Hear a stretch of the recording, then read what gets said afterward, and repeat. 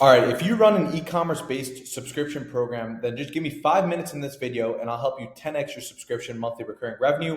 I don't care if you're at $10,000 a month in monthly recurring revenue and trying to scale that to $100,000 a month, or if you're already at $100,000 a month and trying to scale that to seven figures a month and beyond that. I'm going to give you the one formula that we use to be able to determine this, to pretty much make it a cheat code to do this and literally 10x your subscription MRR. Why I'm qualified to speak about it? First off, hi guys, my name is Ecom Moose, and as you can see with just one of our brands, we're doing multi-millions a month in monthly recurring revenue with this brand. And also I have a very unique perspective because I have a bunch of clients that together are doing tens of millions a month in monthly recurring revenue. So I'm able to see a diverse amount of perspective that makes subscription programs work. And really, I want to break it down all into one simple formula that anyone watching this video can comprehend, so you can take this formula and be able to understand it within the context of your business. So to break this down, what I want to go over are the five main things that matter. So the first thing that we need to understand is NROAS, meaning our new customer return on ad spend. We're not looking at return on ad spend in general. We only want to understand the ad spend that we're spending to acquire new customers. The second thing is new customer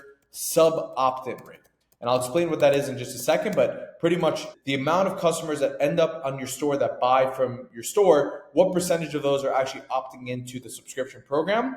From there, what we need to understand is the sub AOV. This is the subscription recurring orders average order value. So how much is each customer that's entering the program paying you on each rebill cycle? Lastly, what we need to understand is LTV as a whole, which comes down to the amount of customers that renew each month. But the most important one for scaling is our 90-day LTV. This breaks down to month by month, what percentage of your customers are actually renewing, let's say on month 1, month 2, and month 3. So the 90-day LTV, which all of these come together on the other side to actually build MRR, right? So if you want to get to multi-millions a month in monthly recurring revenue, these are the metrics that you need to focus on to actually allow you to do it. So now let me explain how these all come together to create MRR. So new customer ROAS is really going to be the efficiency in which you are acquiring new customers into your program. The new customers that enter your website, what percentage of those people are actually entering the program? So the NROAS, we need to understand from all the new customers that we're acquiring, what percentage of those new customers are actually becoming subscribers. That's why this metric really matters a lot. And then based on that, we need to understand what's the amount, not on the front end average order value, but what is the subscription average order value? So each of these new customers that have just entered the program, how much can we predict that they're going to pay us month over month? And then lastly, based on all of those customers, what percentage of them are actually going to stay? So by month 1, are we going to get 70% of those people to rebill? On month 2, are we going to keep that at 40% of those people to rebill? On month 3, are we going to keep that at 20%, 30%? So we need to understand what all these numbers are and how they come together, because again, when these all come together, this is what ultimately starts to build this snowball effect, which is your monthly recurring revenue. So based on each of these metrics, we need to understand which one of these can be better, right? And let's say that our new customer opt-in rate is around 50%. That means that of all the new customers from this NROAS number that we're seeing, only 50% of the customers are actually entering the program. So this would be something that we probably want to improve. And if our sub AOV is only on, let's say $20 for subscription, we probably want to figure out how to get that to $30 or $40, right? So that we can get more on each recurring purchase.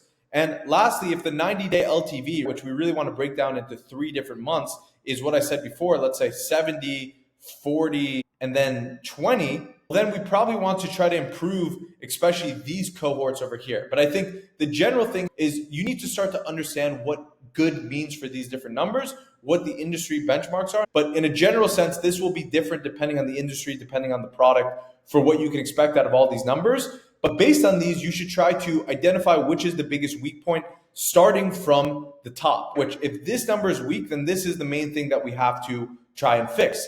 If this is weak, then this is the next thing that we have to fix, because this is going to affect each cohort there in and there out. Maintain that over time. But this is the first point that customers are entering. So that's your biggest point of leakage. And then it goes beneath that. Now, once you have all of these numbers in check, what starts to happen is once you improve these gaps and you patch up where the leaks are coming from, what starts to happen is that all of this then turns into monthly recurring revenue, right? If your new customer ROAS is, let's just call it a 2 on the new customer ROAS, And now let's just say the percentage of people instead of 50% is around 80% of people entering the program. And then let's say instead of $20, it's that $30 of people that are repaying and rebilling on each amount. And let's say that each of these is 70, 50, and 30. That means that we know that we're going to have a blended amount of rebills between the first 90 days, which the way you can calculate this super quickly is just based on these numbers. We can do 70 plus 40 plus 20, which equals 130 divided by 3, which means the blended ratio is 43%. So that's what the overall blended percentage of people that are actually going to rebill. We can start to understand what this number actually turns into. And what starts to happen is if you start to scale with an efficient new customer ROAS on the front end, where let's just say you're breaking even, what can start to happen is this will start to get bigger and bigger.